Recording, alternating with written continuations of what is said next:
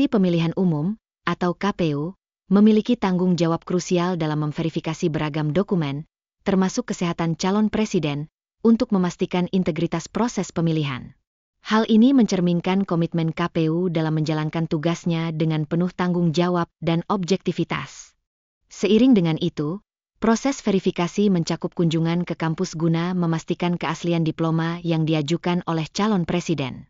KPU berfokus pada kebutuhan untuk memastikan bahwa informasi yang diberikan adalah akurat dan sesuai dengan data yang ada, sehingga menjaga kepercayaan publik.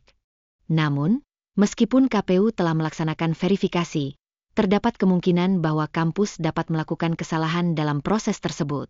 Hal ini menunjukkan perlunya adanya transparansi dan akurasi yang lebih baik dalam sistem pendidikan di Indonesia, dengan harapan dapat meminimalisir kesalahan yang berpotensi merugikan.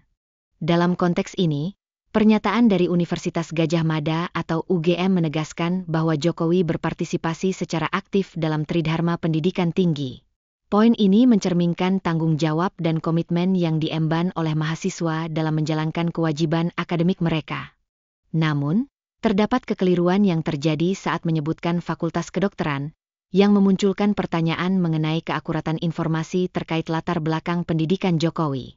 Pertanyaan ini penting untuk diajukan demi memastikan bahwa informasi yang beredar adalah valid dan dapat dipertanggungjawabkan. Di sisi lain, proses legalisasi ijazah yang hilang di UGM menjadi aspek yang sangat penting bagi lulusan. Hal ini menekankan signifikansi dokumen resmi dalam konteks dunia profesional dan akademik, serta bagaimana hal tersebut berperan dalam pengecekan kredibilitas individu. Selanjutnya, diperlukan bukti atau dokumen asli untuk membandingkan keaslian sertifikat yang menjadi permasalahan. Proses ini bertujuan untuk memastikan kebenaran informasi yang beredar di masyarakat, yang dapat memengaruhi persepsi publik. Dengan demikian, pentingnya klarifikasi dari pihak akademik tidak dapat diabaikan, agar kebingungan di masyarakat dapat dihindari. Penjelasan yang jelas dan komprehensif dapat membantu mengatasi keraguan yang ada dan mengembalikan kepercayaan publik. Dalam konteks ini, proses hukum juga harus dilakukan secara transparan dan melibatkan pihak berwenang, sehingga kesalahpahaman dapat diminimalkan. Hal ini sangat penting untuk menjaga kepercayaan publik terhadap sistem hukum yang ada.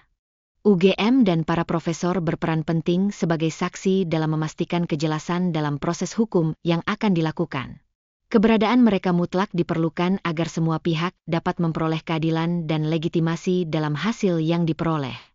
Proses hukum seharusnya tidak hanya melibatkan transparansi, tetapi juga dalam hal permintaan rekaman yang belum dipenuhi, yang berpotensi memengaruhi keputusan akhir.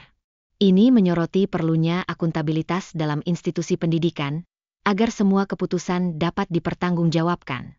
Selanjutnya, penting untuk merubah pola pikir yang keliru mengenai siapa yang seharusnya membuktikan kebenaran dalam sistem hukum.